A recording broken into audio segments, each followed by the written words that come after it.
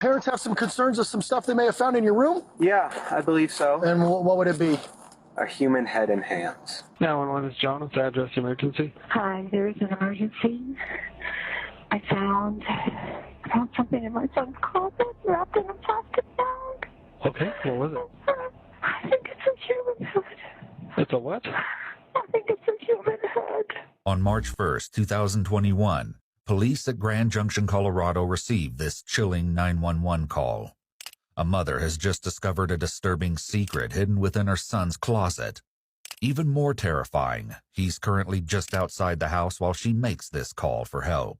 Why do you think it's that? Because it looks like it's all an ear. Is it bloody or does it like anything like that? I just told you to come. So I had to take a picture and send it to you. What's the address? The dispatcher tries to get as much information as possible to make sense of this shocking call and give officers an idea of what they might be walking into. Is your son there now? He just pulled up. We wanted to make sure he was here before we called. How old is he? 19. He's had a little bit of a fascination with the morbid, but he was channeling it, I thought, into becoming a crime scene investigator, but not so much. Do you think he's going to be cooperative with us? I don't know. I don't think he'll be violent. Okay. Just came back from his friend's house. Does he have any weapons in his room, or do you guys have any in the house? I don't know. I think that he has a shotgun, but we can certainly remove it immediately before he gets in his room. He's out by the car now, so. Is the bag still in the closet? No, it's in my kitchen sink. And there's a secondary bag that I have not opened. It's currently covered with a towel. And there's a second bag? There's a second bag, though I don't know what's in it. I didn't open it.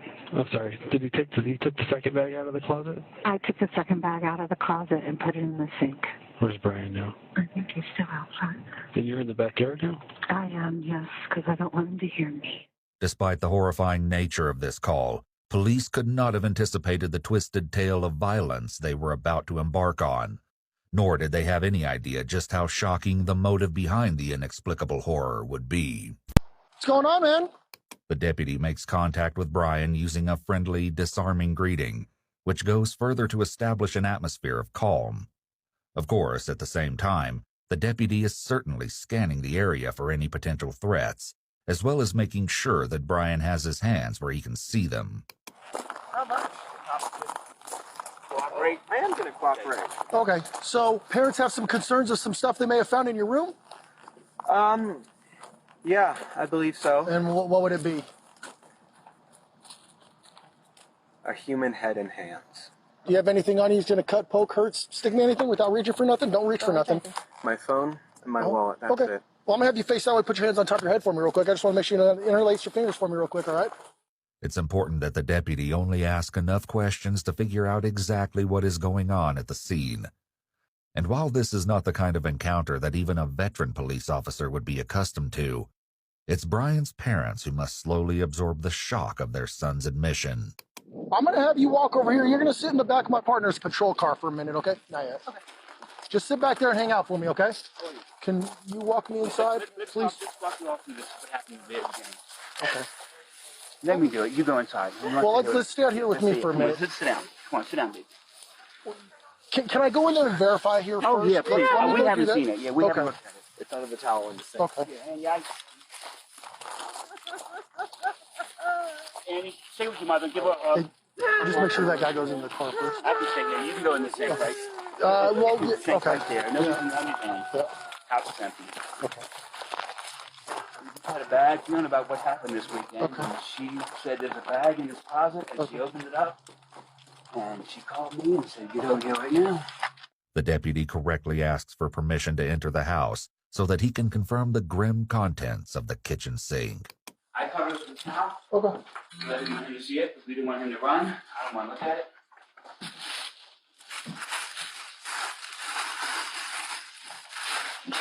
Yep. Just sit back there and hang out for me, okay? How are you? I'm good, sir. How are you? You said your name's Brian? Yeah. I'm not feeling too well. You're not feeling too well? All right. No, these past few days I've been very, very anxious. That's understandable. So what we're going to have you do here is I'm just going to have you sit in the back here, okay? I'm going to turn on the air for you in a second. That way you're not too hot. Are you a hot-blooded or cold-blooded kind of guy? I am very cold-blooded. I prefer cold. Well, no, actually, sorry, hot-blooded. Hot-blooded. So you prefer the cold? Okay, fantastic. All right. So hop in here. I know you're tall, so it's a little bit of a tight squeeze, but like I said, I'll get that air on for you. Sorry about that. All right. His father, Brian Cohee Sr., found something even grislier in the car's glove box and decided to confront his son. Went back out there this morning just to continue, and I opened the glove box, and there was a knife in the glove box, underwater. The glove box is full of water. Very large knife. And then, as I go around the passenger door, I open the passenger door, and there's a wallet in between this door and I open up. That's not Brian's wallet. It's frozen solid. That's not Brian's wallet. So I take it inside, and I end up getting one of the wads of cards out, and there's a label ready. I read that, so I call it label ready. And then another one, there was a social security card. I was like, hey, this is a weird call, but I've got a wallet here with so-and-so's name, and I'm hoping he works for you all, or you subbed him out or whatever. Oh, yeah, my one, we've been missing him. Yes, he didn't show up today. I'm like, oh, my God, now we've got a missing person. Okay, well, I found his wallet at Blue Hen Boat Ramp. So here's my name. Here's all my information. If you get a hold of him, tell him I've got his wallet here at my house. Okay, so I left that like that. Called Brian. Brian, what's going on? Why is there a wallet in the car? Oh, I found it down at the boat ramp when I was down there walking around. And he was so sincere. I took it all. I want to believe him because he's my son. Sure. We found out, Brian, how come, all this going on in the last 2 days, how come you didn't tell us about the wallet? Dad, I was just so excited with all the goings on. My car getting towed. Look at this wet now. It won't start. I just didn't think about it. I didn't think it was important, Dad. I'm like, Brian, who is this Warren whatever guy? Dad, I swear to you, from the bottom, I only know one Warren. He's my school friend. It's not him. I believe him. There's blood on the bumper. Right. And I'm like a smear of blood. And I'm like, that didn't come from that cut. And I asked him, Right, you tell him the truth. I knew. I didn't want to believe it. Something was going on. Had that gut feeling. I was in his room, cleaning up, putting some things away, and he has a Rubbermaid container in his closet. And so I just kind of started digging through, going, what is this mess? Like moms do. Sure. And I saw a plastic bag, a white plastic trash bag. And I was like, what in the world does he have in here? And I picked it up, and it was heavy. And I held it in my hand, and I was like, what in the world is this? What in the world? Is that like maggots covering something? Or I don't know. I better take it in the sink. I carried it out to the sink, and it was double bagged. So I ripped open one bag, and I saw blood. And I went, ripped open the second bag. It was blood in the bag.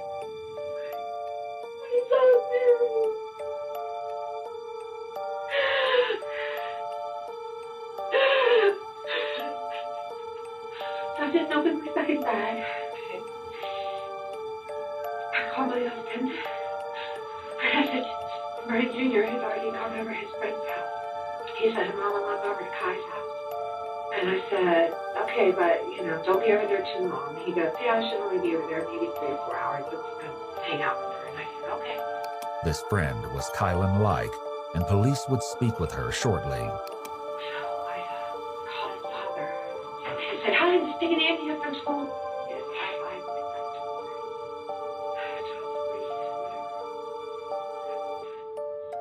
I just said, you need to come over here right now.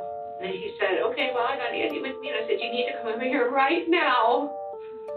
And he said, okay, I'll be there in a few minutes. And he hung up. Kylan Like's mother, Heather Gale, recalled what she saw after Brian ended the call. And my only memory of that was the way he peeled out of the driveway. I actually have a picture somewhere on my phone of the marks when he left to go, because his brother called him, I guess, and said, I need my car back. We know, of course, that this was a ruse on the part of Brian's parents to get him back to the house after their horrifying discovery. Brian, my husband, was already there by that point, and he put a towel on that poor man's bed. So we hatched a plan to call Brian and tell him that his brother needed the Mustang for a driving lesson because he's one of the learners. And just as he pulled up, I called him. And he kind of knew something was up. Dad, you ever feel like the day's going to change? He started saying things. I'm like, Yeah, we just seemed really vague. Me and Annie was sitting there, and Mom was on the phone, and they were talking, and and it just seemed like it took forever. Ooh, this is a special chair. No, this is the special chair because it's softer and I'm old. So, because I mean, Murray going to jail for the 15 years probably. I have no idea. Because We're at the beginning. it's murder. I mean, I'm going to jail for 20 probably, but so I figured, why fight it? Okay. So what's important to me is to learn as much about you and what you did and as I can. Well, As many details as you can give me, the better. yeah, it was the night of February 27th. It was a full moon, and I figured I could see so well, why not drive out? I am in a bad state of mind at that time. I have major depressive disorder, so I am not thinking, shall say, positively. Okay. And I'm cruising around for an hour and a half. So I fill up on gas halfway through, and I'm eventually driving underneath the bridge near the sheriff's office. By the way, I'm a habitual lane shaker. So we were at the bridge. Yes, I was at the bridge. I was cruising. There was a road underneath, right? Under the overpass. And I was driving along, and I see a shape here on the railway track. So I'm like, oh, interesting. So I go up, and as I'm looking, I see a large thing wrapped in a canvas. Okay. And I'm like, that's a homeless person. So I grab my knife, I put on 3 layers of gloves, because plastic gloves can betray their users because they're so thin, those vinyl gloves, by putting your fingerprints through. So I put on 2, 3 on one hand, I took the knife, I pulled back the canvas, and I stabbed his neck. Okay. He was panicking at first in his old man voice. He was in his 50s. I know why I call him old man. He was saying, "What are you doing? What are you doing? Why? Why?" And I just kept on stabbing his neck. It's okay if I do a demonstration. Oh, yeah. This is him. I was straddled on top of him like this. Okay. And he couldn't fight back. It was actually surprisingly easy. I was barely breaking a sweat. I thought, oh, this guy, he's going to be tough. But no, it was actually surprisingly easy. And during the time, I was growling and making animalistic noises. At this point, there can be no doubt that Brian is excited to tell the investigators all about his horrific deed. Not only is he pleased to be holding court, he's actually reliving the murder and relishing the memory, demonstrated by a smile. The whole ordeal lasted about a minute and a half. Okay. And when I was finished stabbing him, he took out his last breath, a grunt, and his head was halfway cut off in stabs. All the while, no, actually, after I killed him, I just couldn't stop saying, stinky, dirty, dirty, stinky, stinky. I wasn't selling anything, but... In an eerie coincidence, on one of his social media accounts, Brian identifies himself as that stinky boy registered under his email ID. And why were you saying that? I don't know. Okay. But you remember doing it, so. Yeah. I suppose it was just me speaking out my mind at that moment. It was a pouring out of mind. Were you worried about, I mean, this looks like it's pretty close to the road and stuff. Somebody seeing you Well, or catching you? It was 11 p.m., Okay. so not many were driving by. Well, it was behind the pillar. So, like, here's the road. Uh-huh. It was here. So people would only see a brief thing here and here. So were you worried about them seeing you? I was worried about one of them stopping. What did you think could happen if somebody... Well, if they looked, well, it was quite dark under there, so they wouldn't have seen the guy unless they looked. They would have seen me holding a bloody 12-inch knife, wearing gloves, and wearing a mask to conceal my identity, a face mask. Okay. So you weren't doing it for COVID, you were doing it to hide your face? Partially. Social distancing. Right. Yeah, but no one stopped. And I'm just like, proves the bystander effect. Brian mentions the bystander effect here, which is the idea that the more people there are watching a crime, the less likely that anyone will stand up and do anything about it. I noticed you got a cut on your hand. Is that from... Oh, that was when I was doing gas, when I filled up. What happened was, because I don't want to be seen in a gas station with a knife poking out of my pocket, I put it in the car on the back seat floor. When I'm done with it, I try and grab it, but my hand slips and grabs the blade, and as I pick it up, it slices these 2 fingers. Okay. And then after that, I stripped his clothes. I cut open his belly. You see his guts. They're really pink. Sorry, that was morbid. One of the exceptional aspects of Brian's confession is the level of detail he provides. Together with his casual commentary and jokes, these details convey to investigators that Brian is being fully truthful about what he did. It's also worth noting that morbid humor has long been one of Brian's trademarks. Stabbing them. Okay. And then I cut off his hands. I put those in plastic Ziploc bags. And then I cut off his right arm at this joint and at this joint. And then at this arm, I tried cutting it here, and then I tried cutting it here. But what happened was I accidentally broke his bone. This one, it was poking out, bone sticking out. So you cut him open, did you cut his arms off, his hands off, all that before you went home? Yeah, before I went home, I tossed the arm bits around. Like I took the right arm bit, threw it out, took the left arm bit, threw it out. So it's somewhere around that bridge? Yeah, but look in a... So like, this is a zoom in. So, here's the road. And here's where my car was parked. His corpse is here. The interview continues to get more and more bizarre. In addition to reliving the mutilation in full pantomime, Brian enthusiastically goes over the dimensions and location of the crime scene, as if he's a police lieutenant giving a briefing to his officers. You took, was it the head and the hands? Mm-hmm. And when did you put that in? Well, there's a 3 rule for bodies. I like to call it the 3 rule. Okay, tell me about that. 3 days, the body starts to stink. No, 3 hours, rigor mortis sets in, the body stiffens. 3 days, the body starts to stink because of decomposition. Mm-hmm. 3 weeks, the body is starting to seriously decompose. Right. 3 months, the body is unrecognizable. 3 years, it turns into a skeleton. And may I ask how you know that? I've always had a fascination with forensics and with anatomy and physiology. That's something I made up. And you talked about cutting, I used to be a meat cutter. I know it's not easy, just cut off hands. Oh, yeah, it was with the knife. I was just... So did you practice on anything else? No. Or how did you know how to do it? No, I just went along as a process. The bones, I just pressed the blade down and went, sever them at the ligaments. Okay. And how hard was it to do that? To get them actually? Not particularly hard. I was just more frustrated that I broke this bone. So if you hadn't got frustrated, what was your... I mean, it sounds like what you did, we know. Did you have a different plan? Why were you the original, because I always wanted to know what it felt like to cut up someone. Okay. Like, for real human head and hands? Yes. From? That fellow who went missing recently. Which fellow was that? Warren Brown. Warren Brown? When did he go missing?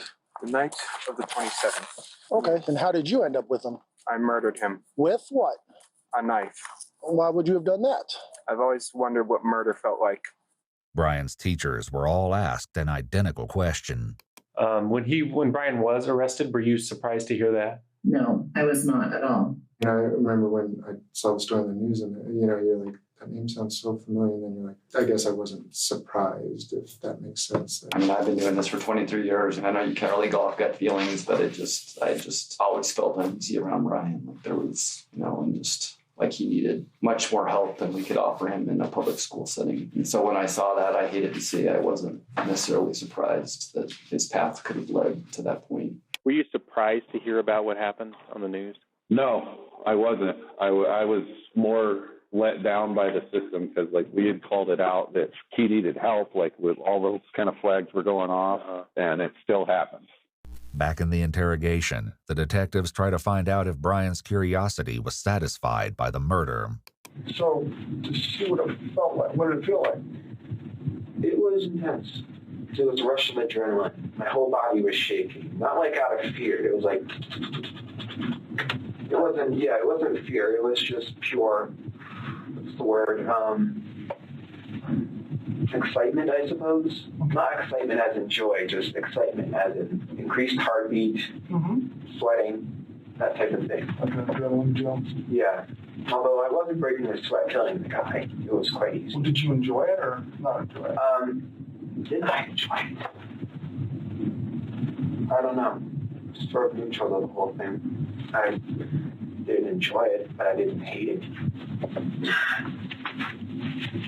If I go back that night, I wouldn't have done it, knowing what it felt like, knowing how this will all turn out. I wouldn't have done it. What did you think it was going to feel like? I thought it would be the best feeling in the world. You said you didn't feel much of anything. Excitement. Oh, that's right. Okay. But other than that, no. Well, let us step out and figure out where we're going next, okay? Okay. The interrogation is over, and Brian seems highly satisfied with how he's cooperated with the detectives. He's enjoyed every minute of this conversation, and it seems that he at least partially achieved what he set out to do. He seems to see himself in the same league as infamous killers such as Ted Bundy. Brian may be done talking on camera, but he still has one last comment to make. According to Detective Berg's official report, when he walked Brian to the booking department, Brian smiled and said, "I feel like Hannibal Lecter right now." Brian Cohee Jr. pled not guilty by reason of insanity in January 2022. This plea triggered a psychological evaluation. Noting the matter-of-fact way he presented the details of the murder, the doctors asked him how he felt about the killing in retrospect. Brian said, quote, "Yeah, it's just kind of a thing that happened. It sucks, but it happened." When asked what about it sucks, Brian mentioned that he was now locked up, couldn't see his friends, and emphasized that he really missed video games and the internet. He did not, however, express any remorse for the victim. So I don't know what's going to happen now. I don't know how we got to get some kind of advice or find out what to do. Or if she has her own business here, and I have my own business, and I carry the same man's name as my son. Right. And now it's going to be all over the paper. Brian Cohee killed somebody. Right now we can't do anything. Well, we can't go anywhere. I'm not working anymore. She can't have any more kids anymore. Everything's over. It's all done now. It's over. Our lives are totally over. A jury ultimately rejected the insanity defense and found Brian Cohee Jr. guilty on 1 count of evidence tampering, 2 counts of tampering with a deceased human body, and 1 count of murder in the first degree. Because, Murray going to jail for 15 years probably. Contrary to Brian's estimations, he was sentenced to life in prison without the possibility of parole. He's currently serving out his sentence at Buena Vista Correctional Complex in Colorado Springs.